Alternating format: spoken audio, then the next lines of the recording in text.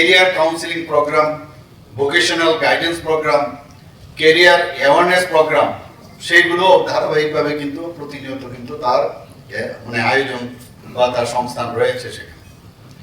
আজকে মাননীয় প্রধানমন্ত্রীজি যখন 2014-তে উনি যখন দায়িত্ব নিলেন, উনি দেখলেন 2013 সালে ভারতের এই এমপ্লয়াবিলিটির যে কথা বলেছি, যে দক্ষতা, সেখানে আপনারা শুনে অবাক হবেন, তার যে স্ট্যান্ডার্ডাইজেশন মাত্র 33.95।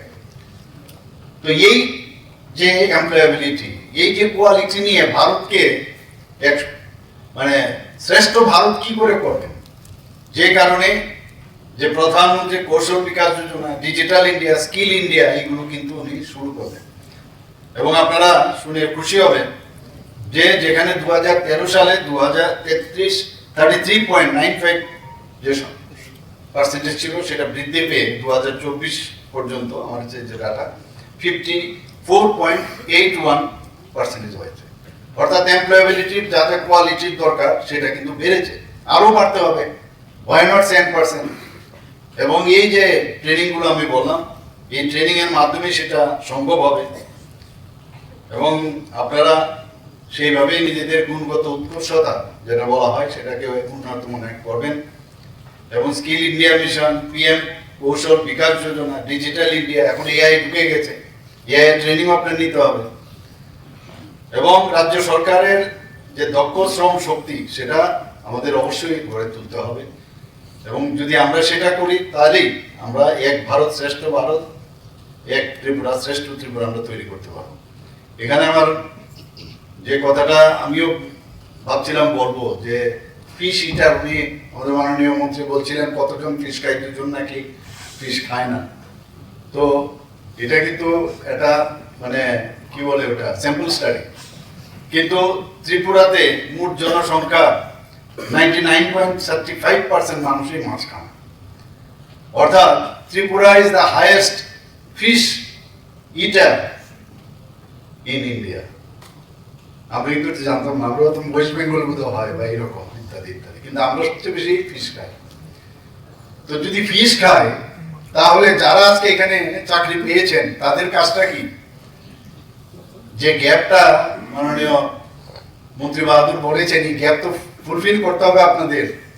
উনি বলেছেন যে এত বছর 2016 পরে এই প্রথম যে চাকরি হয়েছে, তো সেই চাকরি অর্থাৎ মানুষের অর্থেই কিন্তু আপনারা সেই চাকরি আপনারা পাচ্ছেন। আমাদের নিজস্ব কোনো চাকরি আমাদের পকেট থেকে, আমিও মানুষের মধ্যে ঘুরি, সবার পয়সায় আপনাদের সেই চাকরি পাচ্ছেন। তার যথার্থতা কিন্তু আপনাদের কাজের মাধ্যমে যদি গ্যাপ, আমাদের সেলফ রিলায়েন্ট হতে হবে। আমরা কিন্তু নর্থ ইস্টার্ন জোনের মধ্যে আমরা although we are the higher মানে we stand at the first position so far this fish eater eating is concern, কিন্তু আমরা কিন্তু second highest producer in the north eastern region, এবং আসাম ফার্স্ট। কাজে হোয়াই নট ফার্স্ট? আমাদের সেই চেষ্টাটা আমাদের করতে হবে আগামী দিন।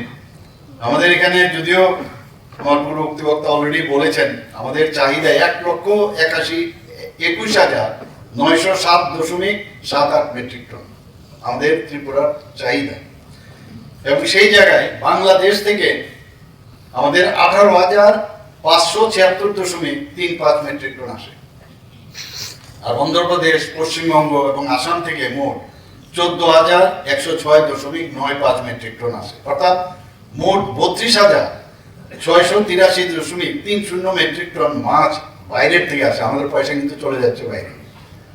তাহলে আমার যদি এই পয়সাটা যদি এখানে থাকে, তাহলে তো আমাদের ত্রিপুরার যে জিএসডিপি, আমরা সেকেন্ড হাইয়েস্ট এখন নর্থ ইস্টার্ন জোনে জিএসডিপি, পার ক্যাপিটা ইনকাম সেকেন্ড হাইয়েস্ট, তা আমরা কেন প্রথম হতে পারবো না?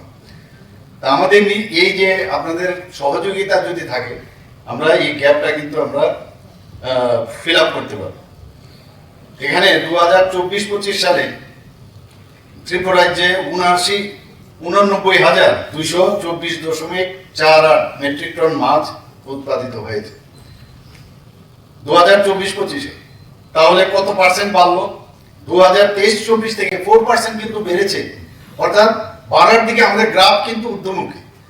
সেটাকে আরো কিভাবে, এই যে ইনোভেটিভ আইডিয়াগুলো বললাম, কেন বললাম যে না এইভাবে না, গতানুগতিক না, যা যা আছে আমার এখন তো এআই এর মাধ্যমে আপনি অনেক সারা পৃথিবীর আপনি দেখতে পাবেন, সেখান থেকে নিজে এই সংগ্রহ করে যেসব টিপস দেবে তাকে সংগ্রহ করে আরো বেশি কিভাবে জানা যায়, তাহলে সেটা সম্ভব হবে। আজকে পাশাপাশি আপনারা দেখুন প্রায় 45,93,00,000 মাছের পোনা উৎপাদিত হয়েছে ত্রিপুরাতে,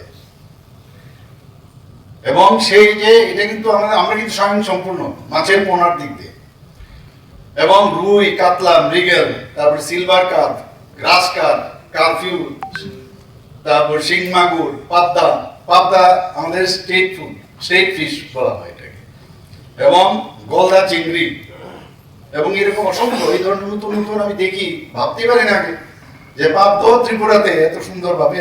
বিভিন্ন সময় আমি এইসব অনুষ্ঠানে আমি যাই, যেটাকে আরো বেটার কি করা যায় নিশ্চয়ই আপনারা দেখবেন। আমরা মাননীয় প্রধানমন্ত্রীজি বারবার বলছেন অমৃত সরোবর, অমৃত সরোবর। এক তো মাটির নিচের জল, যে মাটির যে স্তর, জলের স্তর, সেটাকে রিচার্জ করা, আবার পাশাপাশি অমৃত সরোবরের মাধ্যমে আমাদের প্রায় 800-এর উপরে 600-এর উপরে আমাদের প্রায় অমৃত সরোবর বানিয়েছে। সেইগুলো বেশিরভাগ ক্ষেত্রে জনজাতি অধ্যুষিত এলাকায়, ফরেস্ট এরিয়া, সেখানেও কিন্তু মাছের চাষ কিন্তু সেখানে হচ্ছে। আমি বিষয়ে জিজ্ঞেস করছিলাম মাননীয় সেক্রেটারি মহোদয়কে যে কিরকম সেখানে মাছের চাষ হচ্ছে কি হচ্ছে না, একটু খবর আমাকে দেবেন কিরকম সেখানে হচ্ছে। তো সেই জায়গায় আজকে আমাদের এই বিষয়গুলো আমাদের দেখা প্রয়োজন আছে। মুখ্যমন্ত্রী মৎস্য বিকাশ যোজনা একটা আছে সেখানে, এখানে প্রায় যে 14,418 জন যারা বেনিফিশিয়ারি, তারা কিন্তু সেই সুযোগ নিয়ে তারা কিন্তু সেই সুযোগটা পাচ্ছে। এর জন্য আমরা প্রায় 6,67,00,000 টাকা কিন্তু এর মধ্যে আমরা দিয়েছি। প্রধানমন্ত্রী মৎস্য সম্পদা যোজনা, এর মধ্যে 5 বছরে প্রায় 26,150 জন সুবিধাভোগী উপকৃত হয়েছে। আমি চাই যে সামনের বছর যখন আবার এই ধরনের প্রোগ্রাম হবে, এর মাত্রাটা, রিডিংটা যেন আরো বাড়ে। এটা আপনাদের কাছে একটা আবেদন। এটা যেন সব যতগুলো আমি ডাটা আপনাদের সামনে বললাম, সেগুলো আমি কম্পেয়ার করব যে গত 1 বছরে আপনারা কি কি করবেন। 1 বছর গেলে আবার আপনাদের সাথে আমি কথা বলবো। 1,01,266 জন মৎস্য চাষী এবং মৎস্যজীবীদের ন্যাশনাল ফিশারিজ ডিজিটাল প্ল্যাটফর্ম একটা, সেখানে কিন্তু রেজিস্ট্রি হয়েছে, এবং তার মাধ্যমে প্রধানমন্ত্রী মৎস্য কিষাণ সমৃদ্ধি সহযোজনার স্কিম একটা আছে, তাতে করেও কিন্তু তারা লাভ পেয়েছেন। সেটা মাছ তো খায়, মাছের উপকারিতা সম্পর্কে আমি জানি না, আপনারা নিশ্চয়ই পরীক্ষার জন্য খুব করে তৈরি হয়েছেন, নিজেও অনেকের অলরেডি তারা জানেন বিষয়টা। তবু আমি বলি যারা এখানে আছেন সাংবাদিক বন্ধুরা, মাছে প্রোটিনের মাত্রা কিন্তু সাংঘাতিক, এবং ওমেগা 3 খুব ইম্পর্টেন্ট, ফ্যাটি অ্যাসিড, এবং সেগুলো ভেরি ইম্পর্টেন্ট ফর হার্ট। আমাদের হার্ট অ্যাটাক অল্প বয়সে হয় অনেকে, তো এগুলো কিন্তু আমরা বুঝতে পারি না, এগুলো দেখা যায় না। তো যত মাছ খাওয়া যায়, মাছের ভিটামিন, মিনারেল, এগুলো শরীরকে সুস্থ রাখার জন্য, যারা 2 জন বলছেন খাচ্ছেন না, তাদেরকে বলবো আপনারা ট্রাই করুন মাছ খাওয়া। সেটা why you are omitting this one. তো তারা মাছ খান, নিজের শরীর সুস্থ রাখেন, এবং তাতে করে আমাদের যারা মৎস্য চাষিরা আছেন তাদের আর্থসামাজিক উন্নয়ন হবে। ভালো জিনিস কিন্তু খেতে খারাপ লাগে অনেক সময়, আমি চিতা অনেকে খেতে চায় না, কিন্তু এটা কিন্তু খুব কাজে আসে। আর যে জিনিস খুব সুস্বাদু, খেতে ভালো লাগে, কিন্তু শরীরের জন্য সহজে খারাপ, কোনোদিন এটার বেনিফিট করে না। মাঝে মাঝে খাওয়া উচিত, কিন্তু যেটা শরীরে ভালো হবে সেটা কেন খাবো না? তার জন্য আপনার মধ্যে সেই জ্ঞানও থাকতে হবে। 92 হেক্টর যারা জলাশয় আছে, অনেক জায়গায় জলাশয়, আমরা নিজেরাও এখন জলাশয় সংস্কারের দিকে আমরা প্রচুর গিয়েছি, প্রচুর জলাশয় দখল করে নিয়েছে, প্রচুর জলাশয় ত্রিপুরাতে।